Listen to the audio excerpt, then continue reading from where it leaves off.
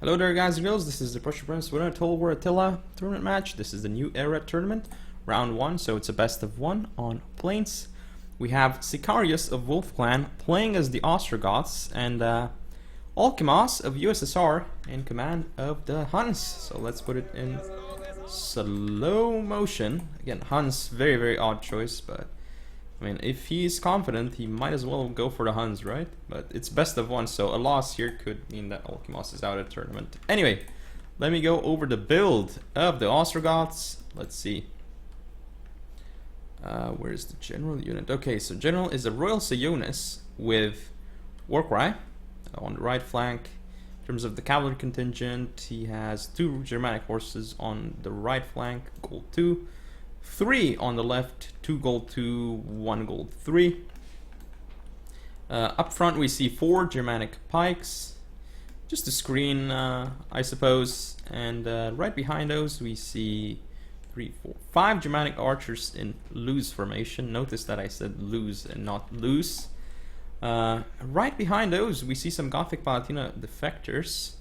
It's 5 of them, and the reason why I said loose formation instead of loose, it's because loose formation really hampers the ability of your Germanic archers to concentrate fire, and it makes them less responsive, and basically the unit has to get further ahead before the units in the back rows, like say these units, can actually fire, right?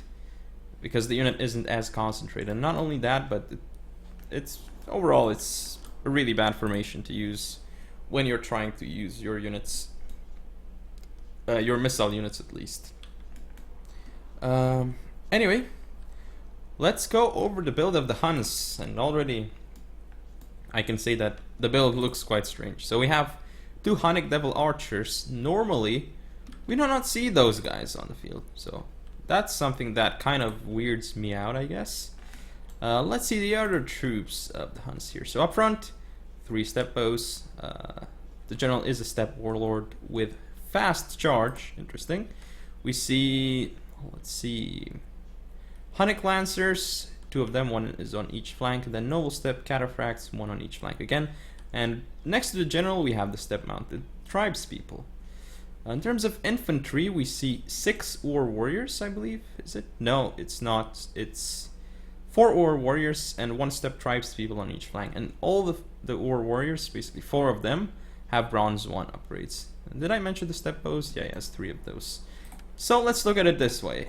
Definitely skirmish advantage for the Ostrogoths.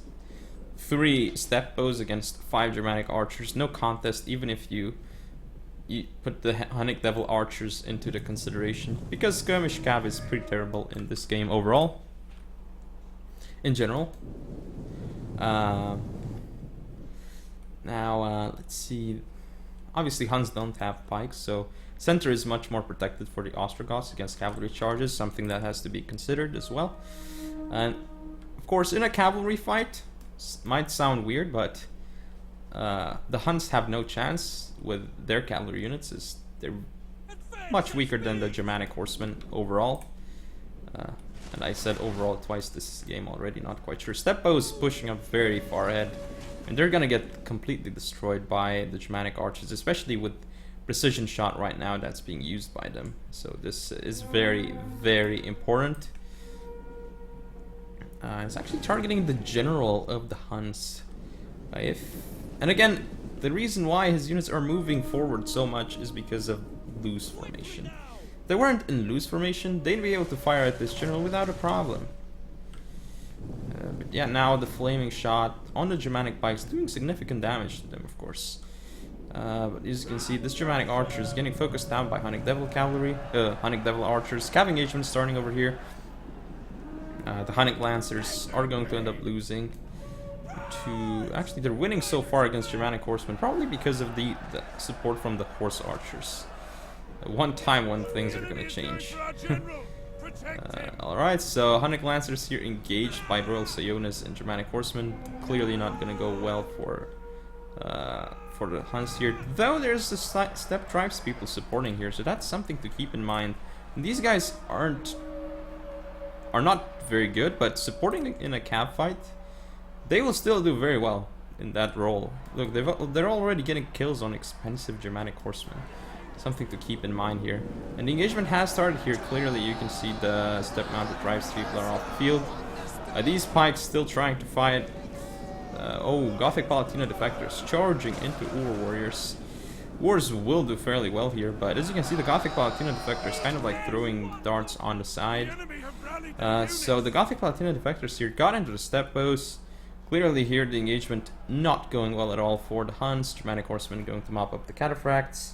Step tribes people here starting to die, but because they're just step tribes people.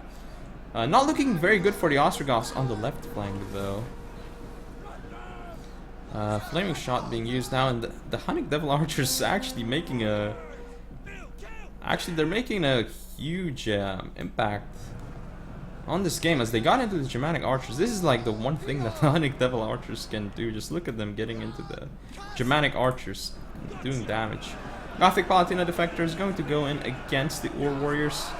Now the Ur warriors attacking frontally against Germanic pikes. I mean, Urs are medium, so it's not like they'll do very well. Especially with Gothic Palatina defector support. Noble Step Cataphracts, as I said, they will lose 2 Germanic horsemen after their initial charge. Let's look at their stats. Melee attack and melee damage is very low compared to that of Germanic horsemen, so they won't do very well after the charge. The charge is like their moment. Like, that's when they'll have the advantage against the melee cavalry, but that's it. In a prolonged melee fight, not gonna go very well. Nice little pike box here, which means that these units cannot be charged by the Huns, but at this point it's looking very bad for Huns. I mean, the Huns, the only thing they have is Ur warriors. Other than that, like, their units are fairly terrible. So over here, Ur warriors clearly going to beat the Gothic Palatina defectors because Urs are just so insane in terms of beating up other infantry units. But now they're exhausted, they're gonna have a hard time. Still, the Hunnic Devil Archers might actually try and skirmish, but what are they really going to do at this point? There's still Germanic Archers on the field. And there's no way the Huns will win this. These guys came back, but they're about to get rear charged. Not even rear charged, this doesn't even look like a charge, but they might still rout off the field because they got attacked in the back or something. As you can see here, clearly. These guys are very tired. And because of army losses, they might just rout off the field right now. Yep, these guys are routed. These guys are routed as well, so it looks like it's game. And Sicarius is going to end up winning against Olkimos and advancing to the next round. So, as you can see here, there's just no contest between the Huns and the Ostrogoths. Ostrogoths definitely have the advantage. Especially considering the builds. I mean, I expected more Ur warriors, but was it max 4 of the same in this tournament? Let me check. It's max 6 of the same, so there's really no point in not getting 6 Ur warriors. I mean, the Hunnic Devil Archers, I mean, as many kills as they did, which is very surprising, they're not really worth their cost. So that's this game. Hope you guys enjoyed. If you want to see more, don't forget to comment, rate, subscribe, follow me on Facebook, Twitter, and Google+. Share the video, and I'll see you next time.